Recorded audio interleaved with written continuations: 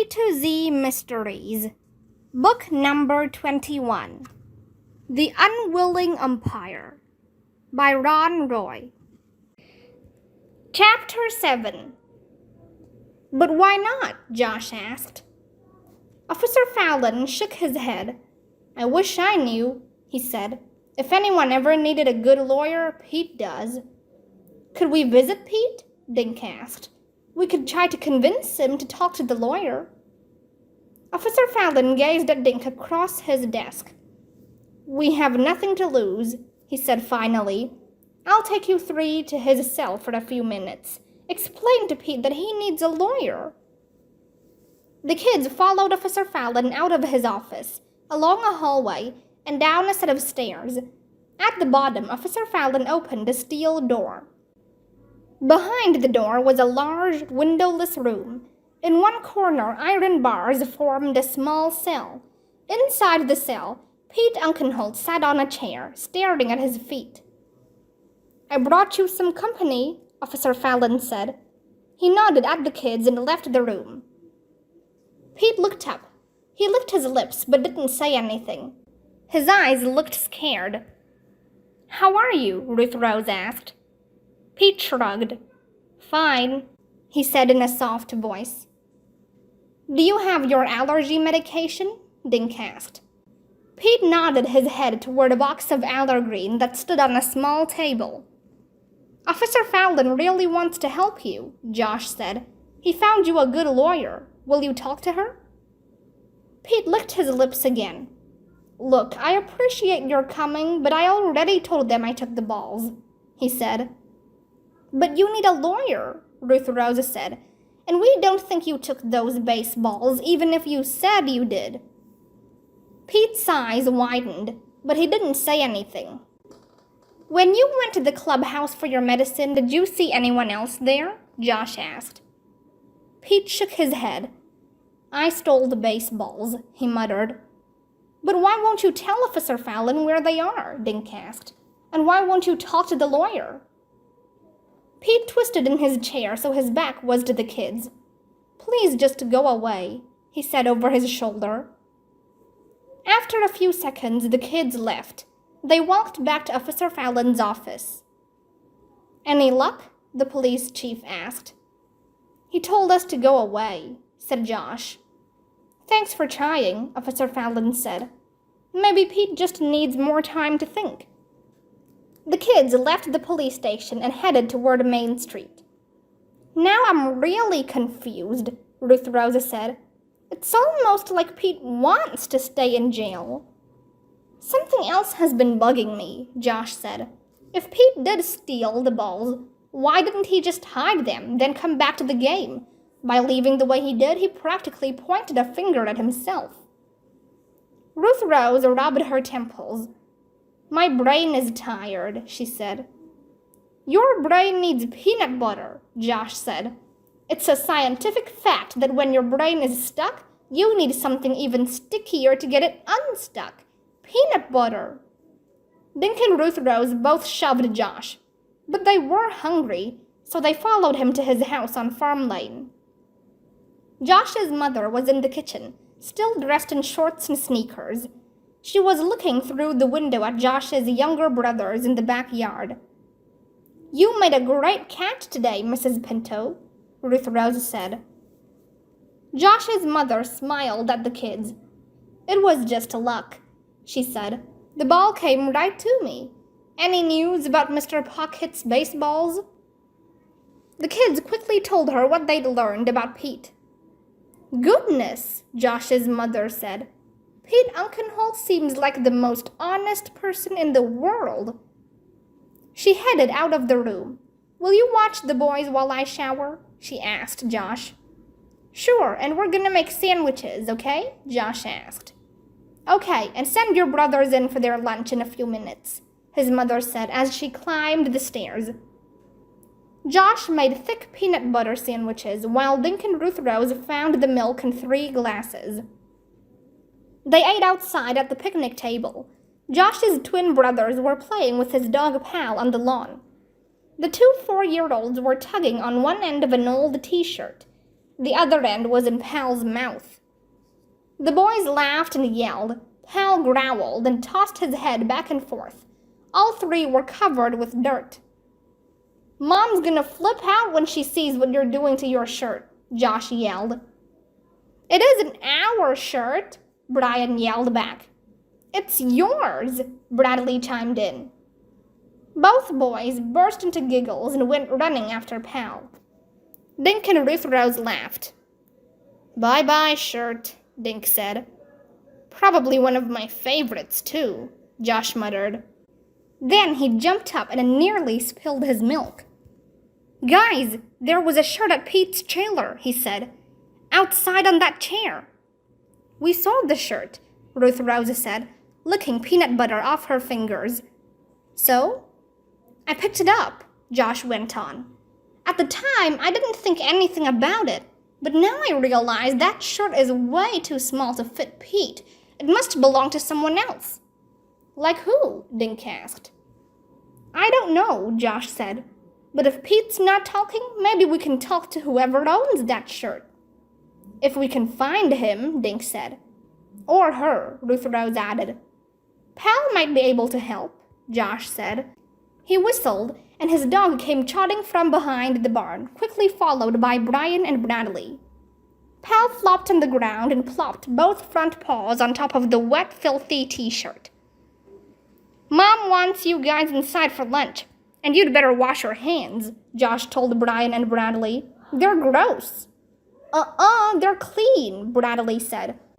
He and his brother held up 4 dirty hands. Josh leaned toward his little brothers. "Mom's making you a surprise for lunch," he whispered. "Yay!" screamed Brian, heading for the door. "Wait up!" yelled Bradley as he raced after his brother. "Come on," Josh said to Dink and Ruth Rose. He clipped Pal's leash to his collar and tossed the ruined t-shirt onto the picnic table. Then they all headed back to the campsite.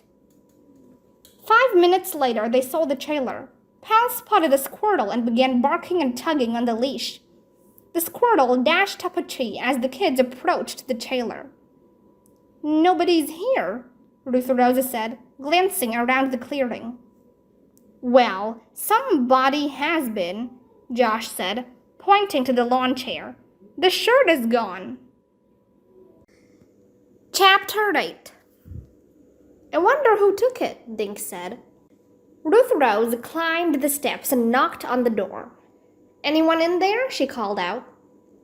The trailer remained silent. Hal sniffed the ground near the chair, then began whimpering. He sat facing the trailer and wagged his tail. "Pal smells someone," Josh said. "Should we wait around?" Dink asked. "I can't think of anything else to do," Ruth Rose said, sitting on an aluminum step. "The game is canceled, Mr. Pocket's baseballs are missing, and Pete's in jail." Suddenly, the trailer door burst open. A boy appeared with a wild look in his eyes. He resembled Pete Unkenholtz, only a lot younger. His blonde hair was messed up, and he was wearing the flannel shirt. "What do you mean Pete's in jail?" the kid demanded. Pal let out a low bark. "Hush, Pal," Josh said. Ruth Rose was so startled that she jumped off the steps. Who are you?" she stammered. The boy shook his head. "You first. Who are you guys?" Dink took a step toward the boy. "I'm Dink, and these are my friends, Josh and Ruth Rose," he said. The boy studied the group. "I saw you at the game," he said, raking a hand through his hair. "I'm Buddy, Pete's brother. Is he really in jail? Why?" The cops think he stole some valuable baseballs," Josh said. Buddy just stared with his mouth open. "The baseballs in that glass case," he said. "Pete showed them to me before the game started, but he didn't take them. My brother wouldn't steal a penny." "But he confessed," Dink said. Buddy came through the door and flung himself down on the top step. "He must be lying for me so the cops won't think I stole the balls." Dink stared at Buddy. He looked around 14 years old. His eyes were red as if he'd been crying. "Did you take them?" Dink asked. Buddy shook his head. Heck no, he muttered. He swallowed and took a deep breath. But Pete must think I did. Why would he think that? Ruth Rose asked. Because I was teasing him before the game, Buddy said. We were both looking at the balls, and I said something stupid like, I'll bet we could get a lot of money for these. Buddy looked up. It was just a joke. Pete's fun to tease, he said. Anyway, I saw Pete leave the game to go after his medicine. When he didn't come back, I went inside to see if he was okay, but Pete wasn't there. The glass case was busted, and the balls were missing. I figured Pete must have thought I stole them and came to the trailer looking for me. So I ran back, but Pete wasn't here. Officer Fallon picked up Pete in his truck, Dink said. That's when your brother said he took the balls. Yeah, to keep me out of trouble, Buddy muttered. Just like he did before we left Maine. What happened in Maine? Ruth Rose asked Buddy. Something really dumb, Buddy said. He stared into the trees that surrounded the clearing. Pete and I lived together because our folks died in a car crash a few years ago, Buddy said. Ever since then, I keep messing up, and Pete keeps trying to get me out of trouble. Buddy scooted down the steps and reached out to Pet Pal. The dog licked Buddy's hand and rolled over on the ground. Last winter, I was hanging out with my friend Fizzo, Buddy said. Pete doesn't like Fizzo. Says he's a bad influence on me. Anyway, it was cold, and we saw this delivery van in the alley next to Sugar's Bakery. The engine was running, and Fizzo says, let's sit in it to get out of the cold. We sat there for a few minutes, smelling the warm bread. Next thing you know, Fizzo's driving the van. Buddy looked up at Dink, Josh, and Ruth Rose. It was just supposed to be a joke on Mr. Sugar, he said. Fizzo wanted to park the van around the corner for laughs. Only the road was icy, and the van slid into a snowbank. Fizzo got out to try to shove us free. I slipped behind the wheel to put the van in reverse. That's when the police came and we got busted. So, Pete didn't take the van? Asked Ruth Rose. No way, Buddy shouted. I told you, my big brother's the most honest guy in the world. Buddy stroked Pal's silky ears. Anyway, Fizzo and I are at the police station, scared to death, he continued. I called Pete and told him what happened. 5 minutes later, he came flying into the police station. Buddy shook his head. I still can't believe what happened next. Pete lied, probably for the first time in his life. He told the police officers he was the one who drove the van into the snowbank. Pete said, the whole thing was my idea. I took the van, not my little brother or Fizzo. The 3 kids just stared at Buddy. When they asked Pete to explain why only Fizzo and I were in the van, Pete said he panicked and ran, Buddy went on. They believed him. Then Fizzo's folks came to get us, and Pete sat in jail overnight. Buddy scratched Pal's belly, and the dog let out a big sigh. Don't you see? Pete's lying for me again, Buddy said. I don't know who took those baseballs, but it wasn't me, and it sure wasn't Pete.